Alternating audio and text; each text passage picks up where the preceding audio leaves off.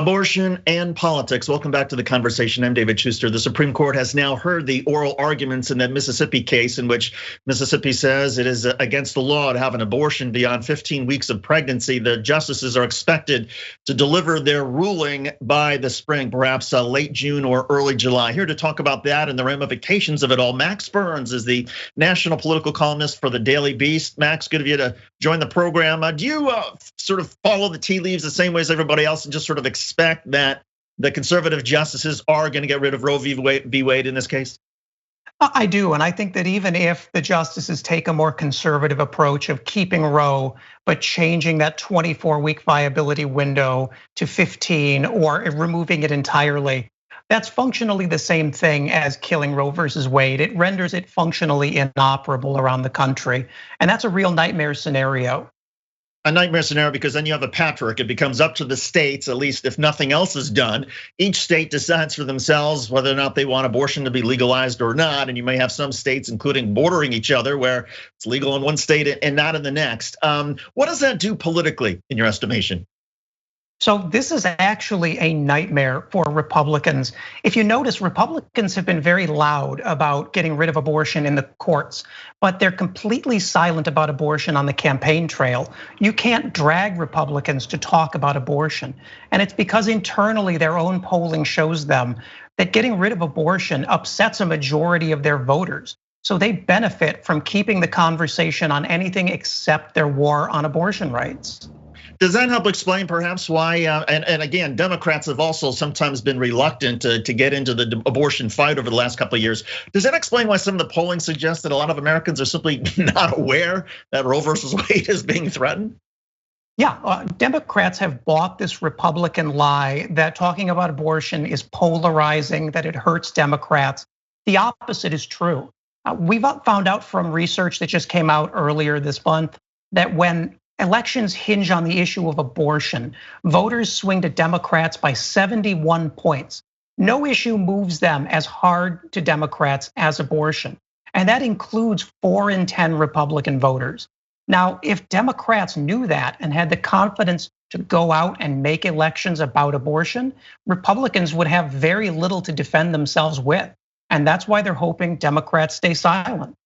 And do you see that if in fact Roe versus Wade is overturned, does that inspire in the final few months of the 2022 campaign a flood of women to be actively involved, to line up behind Democratic candidates? And does that then flip the narrative, which right now seems to be that the Democrats are in some trouble of maintaining control of the House and certainly the Senate? It does, and we know this because the main reason Democrats haven't run up bigger margins on abortion is that most American voters don't know what's happening. Only about 1/3 of voters said that they were aware of the details of Texas's anti-abortion law that authorizes bounties on women who seek abortions. And we saw that the more voters learn about abortion laws, the less they like them and the less they like Republicans. So if we can move forward and talk about this issue, this decision will hit right at the peak of the 2022 campaign season, and it will be a momentous decision. Democrats have an opportunity here, but it's up to them to take it.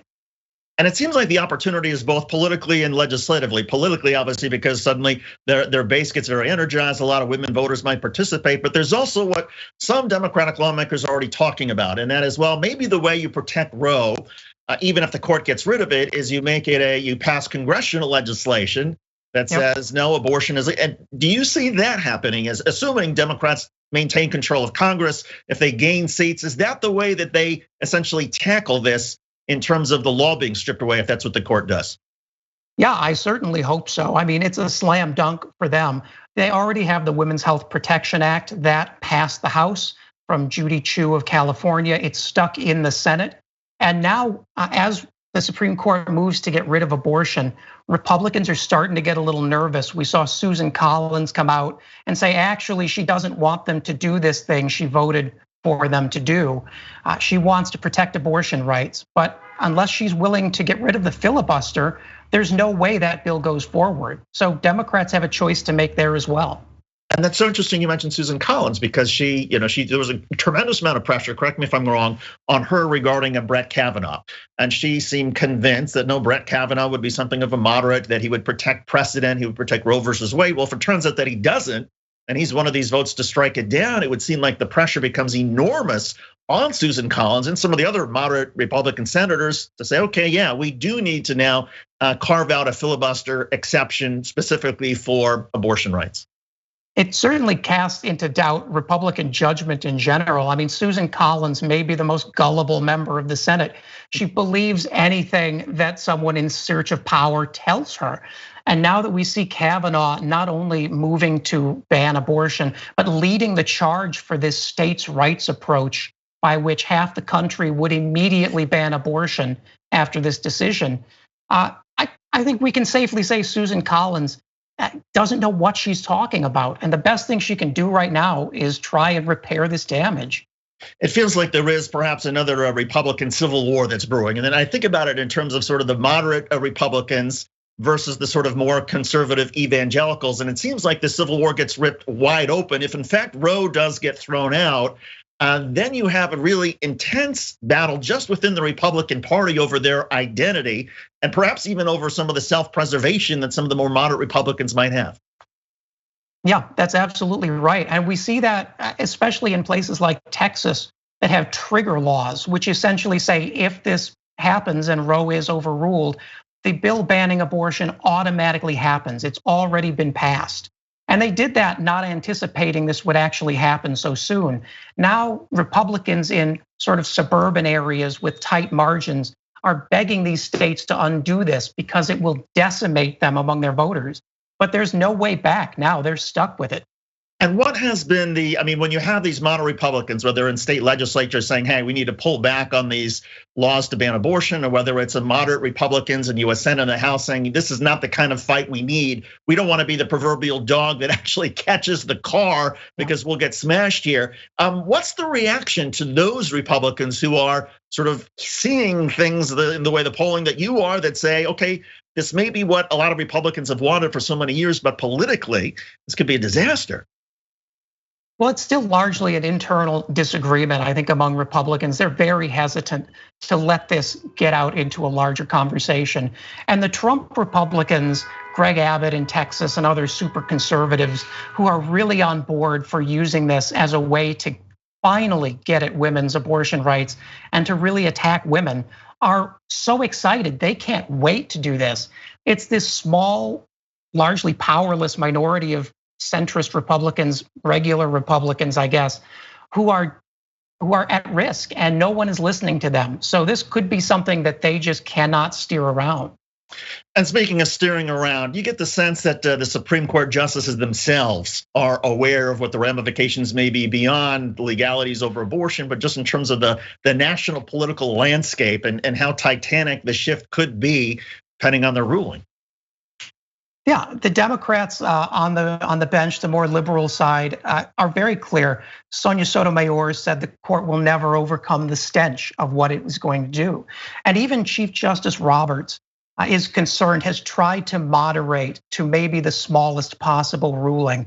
But when you have both Brett Kavanaugh and Amy Coney Barrett putting forward very suspect arguments for a complete removal of Roe, you have to assume that now that they have the votes, they're not that interested in John Roberts' opinion on moderation. Does this also perhaps seep down to the local level? And I think about it in terms of, Republicans have done a very effective job of using things like critical race theory or vaccine or mask mandates at local school board levels to try to drive politics on a local level. Does abortion and women's rights then become the next really hot button issue on that local level where so much of politics tends to be avoided by the national media, but where so much of politics really has an impact? It is, because this is at heart a local issue. And you look at places like Miami that are undergoing a lot of demographic shift.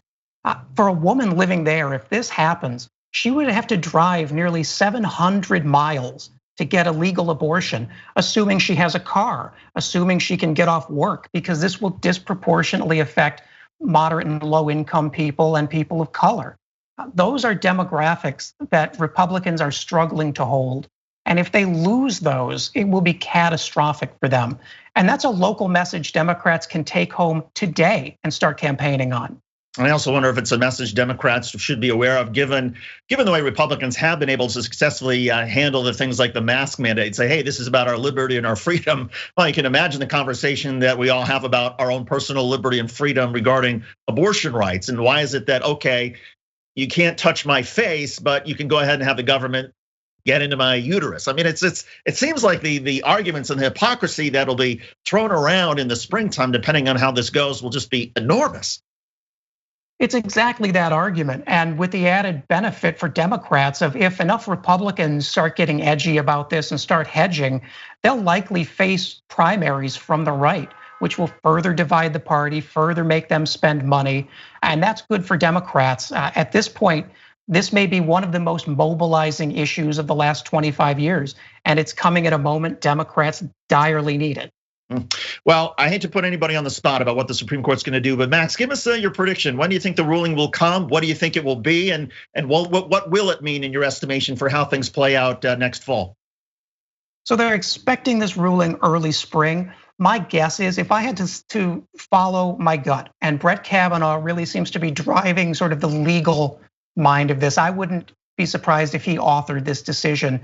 You will see the viability window standard erased, which will essentially clear the way for Texas to institute 15 weeks, for Mississippi to go to 8, for Arkansas to go to 6, and bring challenges up that will be reaffirmed by the court every time. And that will only strengthen this march against abortion.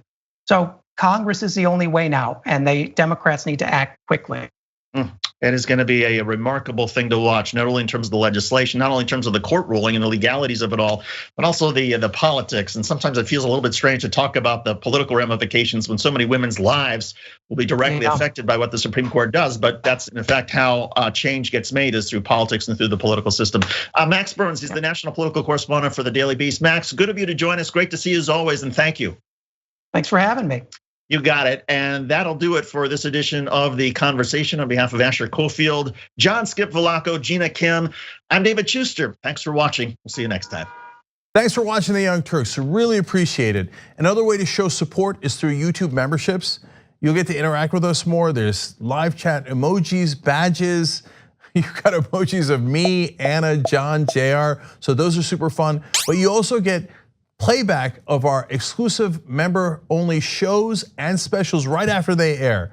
So all of that, all you gotta do is click that join button right underneath the video. Thank you.